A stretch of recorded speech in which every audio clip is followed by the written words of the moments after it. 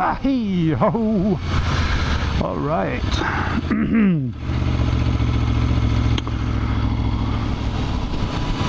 Well, if it ever came down to it, I would probably have to just relent and use a G-clamp or something.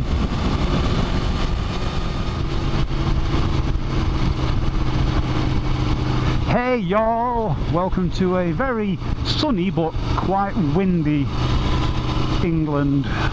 As you can see, all the grass is blowing over, so taking it a little bit easier today. I don't want to get blown off Tessie. I'm whilst watching a lot of other YouTube channels that I've never really watched before.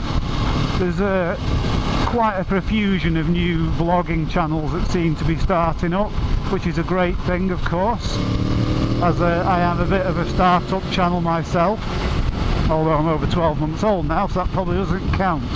But nonetheless, I've been quite interested to watch some of the new channels that seem to be by young guys and gals who are just sort of starting out in the biking world, and they're doing their motor vlogs from the backs of little 125 motorbikes, 250s, that kind of thing. You know, they've only recently just passed their country's required examinations or tests to ride unsupervised on the road.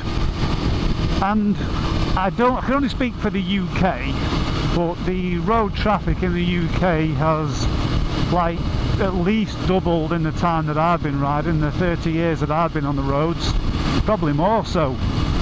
And and the quality of machinery is improved, so you can get much faster bikes at lower CCs than you could back in my day. When I were a nipper, you could only get 500 cc's, and even them were like 30 horsepower. They were crap. But anyway, now you can get these 250s, these 300s, which are pretty quick machines, you know, but they've got the brakes and the handling for it, so it's a good thing. It's good that these young kids coming into it now have got such nice bikes to ride. But on my ride up here today, I was, you know, putting a little sauce on the ride. I was, you know, getting a bit of speed up and taking the corners quite quickly, as I like to do.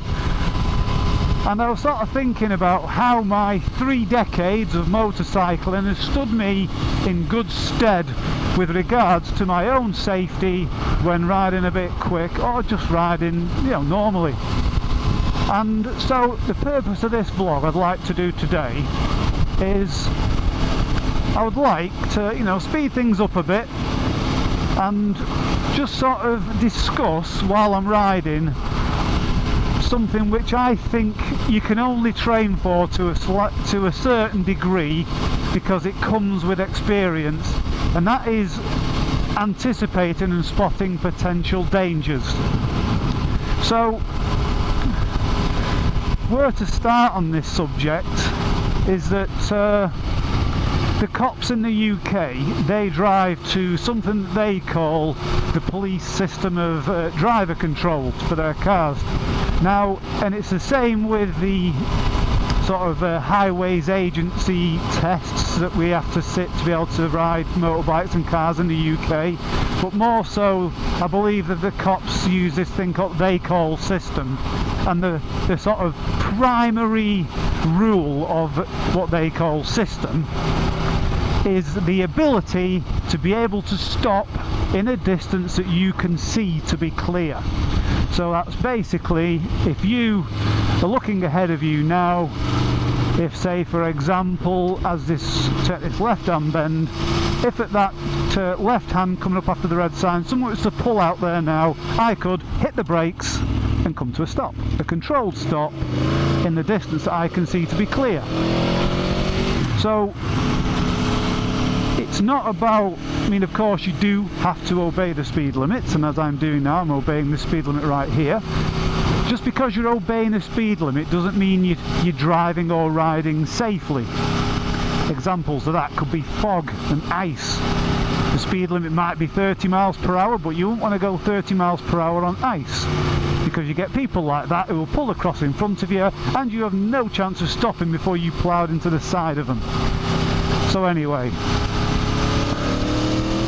so we'll just get out of this village and we'll deal with some traffic as it emerges.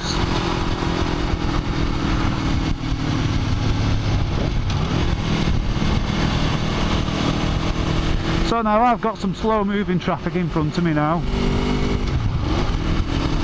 I've got a biker and 2 cars coming up to national speed limit signs. Now I can see that there's nothing coming over the brow of this hill, but the bike in front of me, he's going, so I'm going to follow. But I'm also going to just overtake this bike here, but pull in before the brow of the hill because I can't see what's coming over it. So I'm keeping off to the right of this car in front of me, which is doing well underneath the speed limit.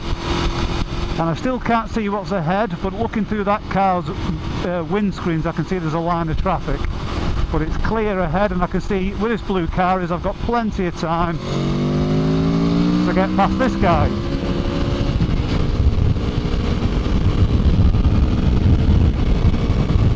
Now the left-hander ahead has got a solid white line on my side which indicates a hazard.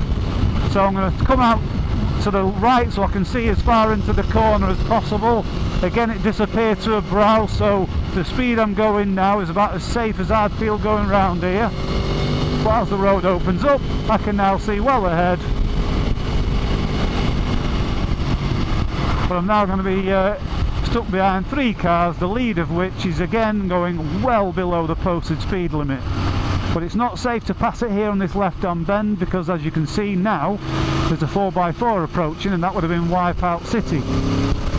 But it is clear up to that red car there, so I'm just going to jump ahead of this one, get in before this lorry approaches me. And Mr. Slowpoke here, who's holding up all the traffic. Again, I can't see that it's clear ahead, so I'm going to stay behind him, but it does open up just before a sharp right-hander by the chevrons. Plenty of time to get past him, but as you can see with the chevrons, it's going to go sharp, so into the left, but it's not that steep a turn, so I can keep the power on. And I can see right ahead in this long, sort of mile-long straight here that it's clear, so keeping the power on again, get past.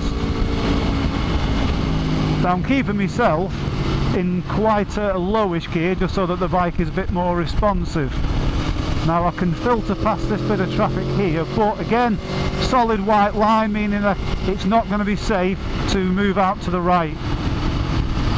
Of course, all the riding I'm doing here is in the UK, where we ride on the left. A lot of the rules and sort of guidelines will apply just as well as if you're riding on the right.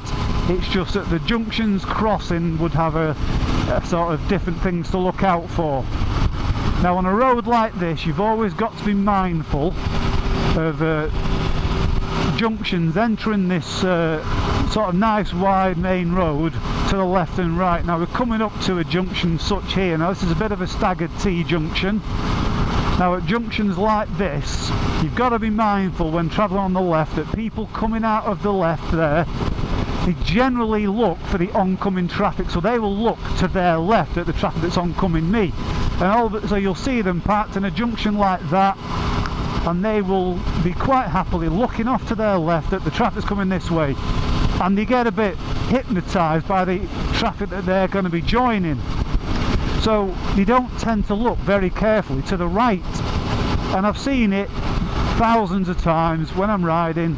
The person will be pulling out of a junction like that and they will be looking intently to their left, and they'll give a quick cursory glance just as they're dumping the clutch or putting the throttle on, and then you'll see this look of shock in their eyes as you've suddenly appeared because you're going quite quickly. So if we get any examples of it, I'll point it out. But the poor old A6 is now chocker with traffic, so it's much emptier before and I could get a move on, but it's empty ahead, so let's get rid of some of this.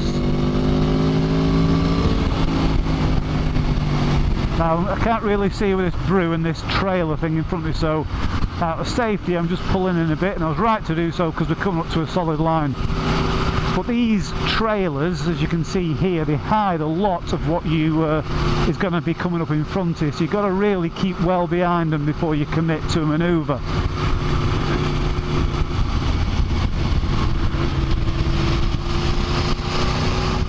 Unfortunately, we're now going half of the posted speed limit, which is very annoying, but you know, there's no point getting angry with the traffic because traffic will go at its pace, and there's not a damn thing you can do to affect it. So we're now in a double white line situation, so this is unsafe to overtake.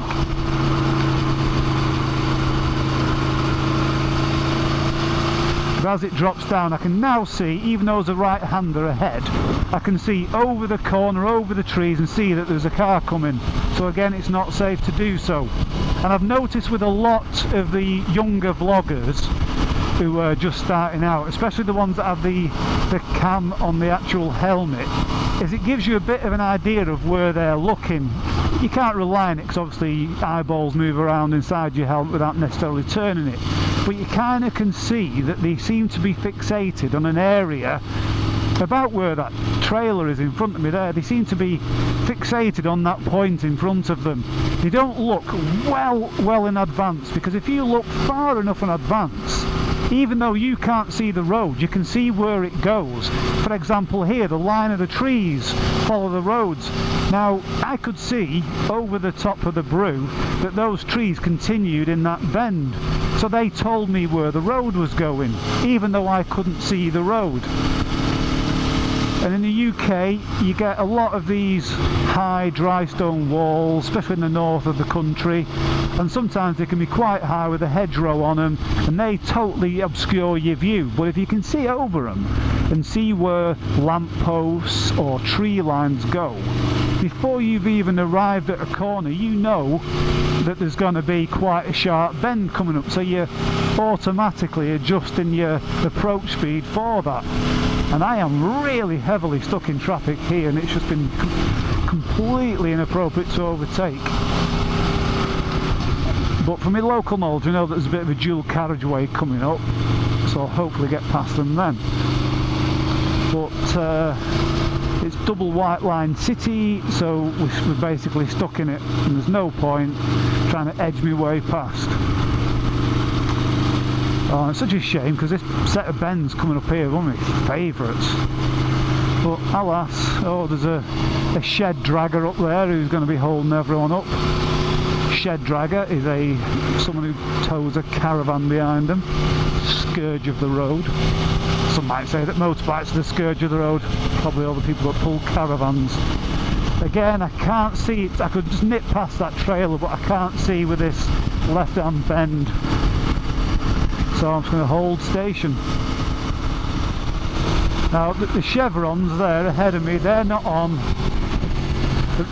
but there is a left-hand bend, so I'm not going to overtake here. Now these can be quite good passing areas because it's on a broken line, so you can do that, but there was a bend which I couldn't see because of this trailer. But this right-hander now shows me that it's clear enough to get on the power quickly and get out of the way. And now that I'm past that trailer, I can now see that the road is much more clear. Now I know that there's a crossroads coming up ahead because there's a sign for it, and again I'm watching out for people joining from the left and right who are not looking particularly sharply, especially from a junction like that. Check my mirror. And here, nice open road, I'm just going to black right past all these.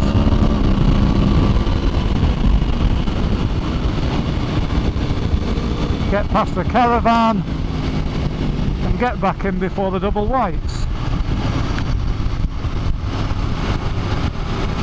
Now I can see that in front of this silver car here, you might not be able to see it, but there's a fellow in a blue estate car, or station wagons as you call them in the US.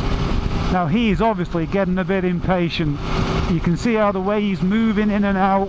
He's not doing it at the minute, but he is looking, he wants to overtake. Now he is not in a particularly very powerful car, but he wants to overtake. Now I can see that it's clear to get past him, but that fellow there, using a bit of amateur psychology, he is one to watch out for. He is a danger, because he's not paying any attention what's behind him, he's just looking in front of him, because he wants to get past this traffic. For whatever reason, he's in a rush, he's impatient, and I'm going to give him a really wide berth as I get this open bit of road here. People like that, you want them in your rear view mirror as quick as you can, because that's the kind of person that, without even paying any attention, will take you out. Again, using the chevrons here just to get past in the wide open space.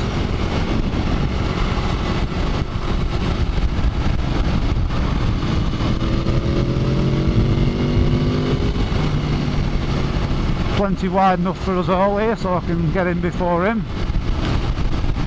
Now they always narrow a little bit before roundabouts like this, but I'm going straight on, so I'm going to stay out to the right.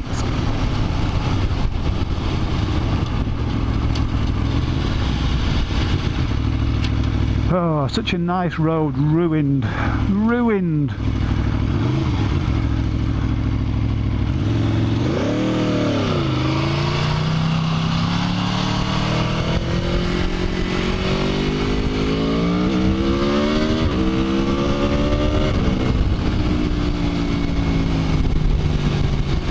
Again, a nice series of bends here, and I'd have loved to have hit these when they were empty, but unfortunately we've got people doing half the posted speed limit for whatever reason, I don't know. The speed limit is 60 miles an hour here and people are doing 28 miles per hour. Very annoying. It's a wide open road. Why on earth would you be doing less than 30 miles per hour? All you're doing is pissing people off. Now, no, just not quite enough time to black through after this Merc. As you can see, the way the road disappears into the left behind those trees, I can't see what's coming, so I've just got to wait. On the subject of blind corners like this, there is a technique you can use called the limit point method of steering, which involves looking deep into the corner where the road, either side, near side, in the left in this case, and offside on the right, where those two roads merge together at a vanishing point. Now in limit point steering, I shall come back to this in a second,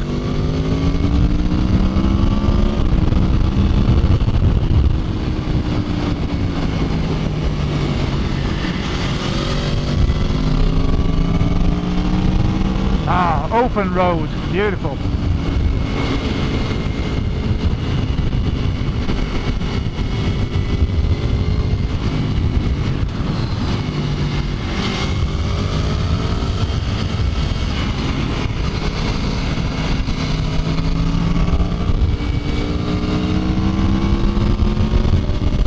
Just bear with me, you won't be able to hear anything over the wind noise.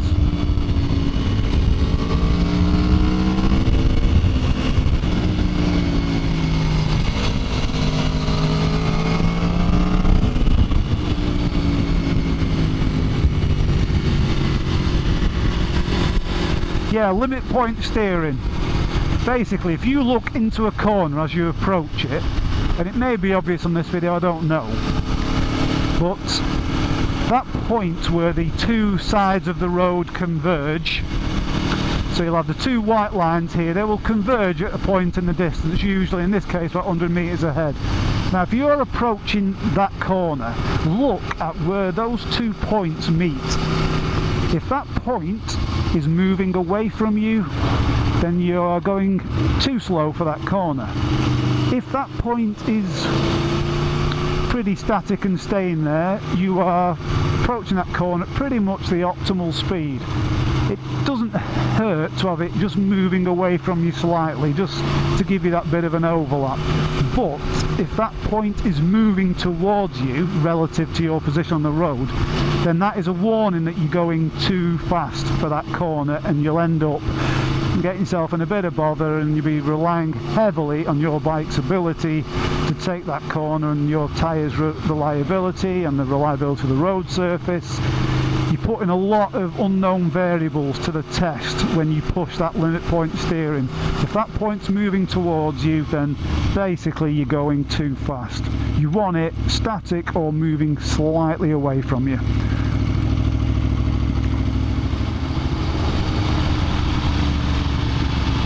Oh, reduce speed, lose chippings, that's telling me that someone's been top dressing, or if there's any top dressing here, I'm going to be ranting. This is one of my favourite roads. I don't know if any other vloggers out there have the same issue I have, that when I'm talking and vlogging, I am not as good a bike rider. My attention does waver. That's why I tend to really back off when I'm vlogging. And you'll notice that when I speed up, I become silent. That's because I'm an old man and I need to concentrate. Now ahead of us here, you can't see it because of this roof box in front of us, there's a cyclist. Now this guy's just pedalling away, but what's happening is as this line of traffic passes him, it slows down and people move out. Do not overtake cars when there's a cyclist pedalling, because all you'll do is cause the cars that are overtaking at the same time as you to not give that cyclist as much room. Now there's a lot of divisive opinion about cyclists. Some people call them a scourge because everyone's got to slow down for them, but I'm a cyclist and deal with it. We're road users at the end of the day. The road's for everyone, not just for cars, not just for bikes. Everyone's got to use the road, so there's no point getting upset about it. Just deal with it. Road clears head, let's go. Not quite enough space to get past before these oncoming cars, but I can see that it's clear just here, so I'm going to get past this one more before the white line. Oh no! Top dressing! You bastards! The frickin' A65, sacrilege! It does nothing to the road. It fixes nothing.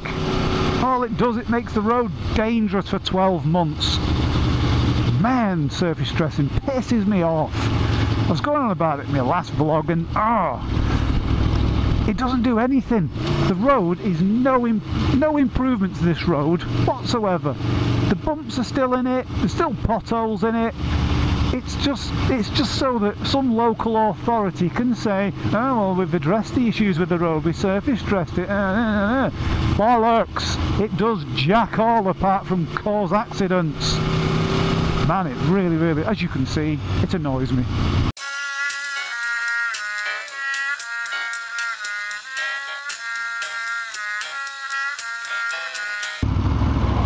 Cyclists, it's bad on a motorbike, it's even worse on a push bike, this stuff, it really is. Little 23mm tyres do not like it. Hello my dear. A lycra clad bottom.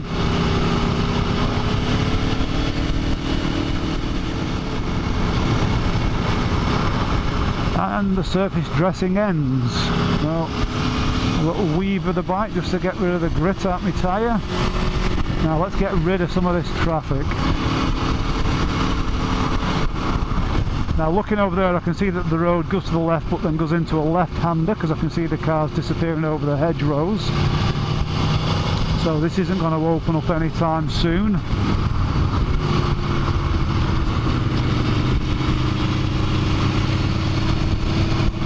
But looking ahead, I can see that nope. Looking over the hedgerows, even though I couldn't see the road, I could see the tops of the cars coming around the corner, so I knew it was not going to be safe to pass there. That's basically what the point of this vlog is to just get used, especially the new riders, and it's a good tip for everyone, is just look well ahead. Let's get rid of some of this now.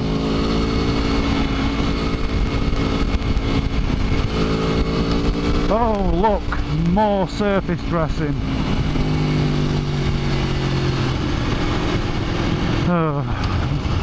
Knew it was too good to be true.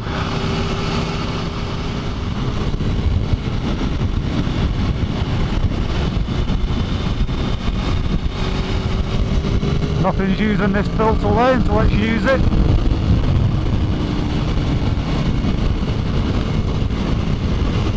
Enough room to use the chevrons.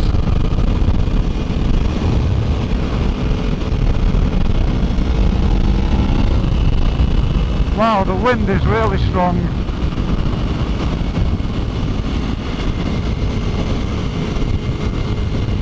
Even then, he might have seen it with the oncoming cyclist, how people just move out to overtake them without really giving it much thought of what's coming the other way. Just don't rely on other people to have your best interests at heart. The best way to ride defensively is to assume that everyone else on the road is trying to kill you. If you keep that in mind, you won't go far wrong. I've got some sun in my eyes here, so I'm having to be quite careful.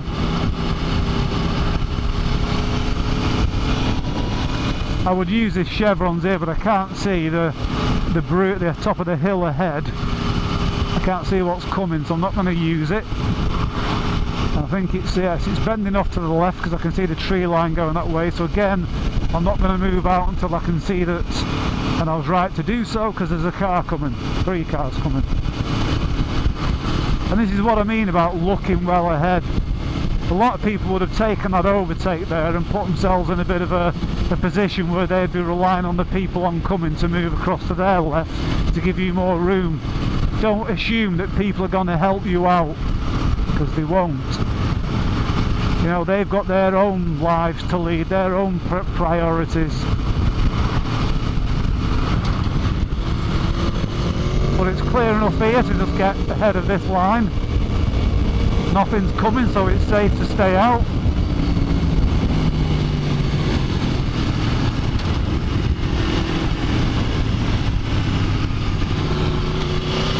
I was in the wrong lane there. That was a very poor.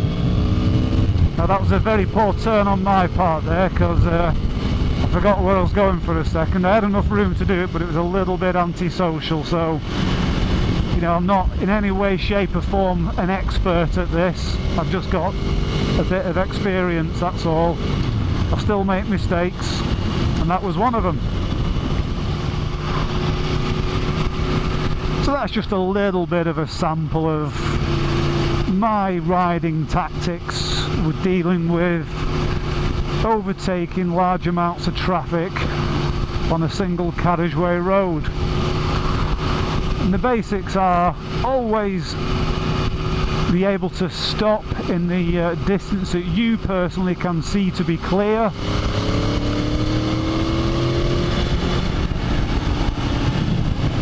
Always ensure that it's safe to initiate an overtake and that you've got enough time to pull yourself back in again should the situation change whilst you're carrying out the manoeuvre.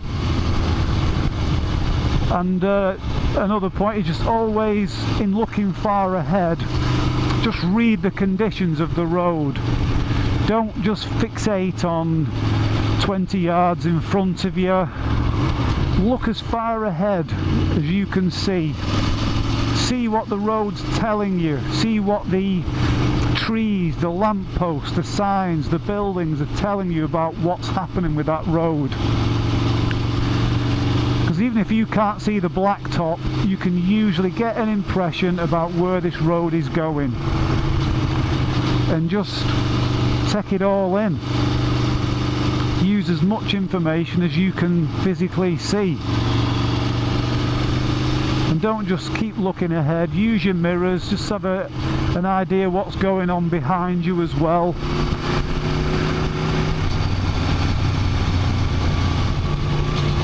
And if you follow these kind of very simple common sense rules, then you'll hopefully, you know, live to have a long and happy riding career.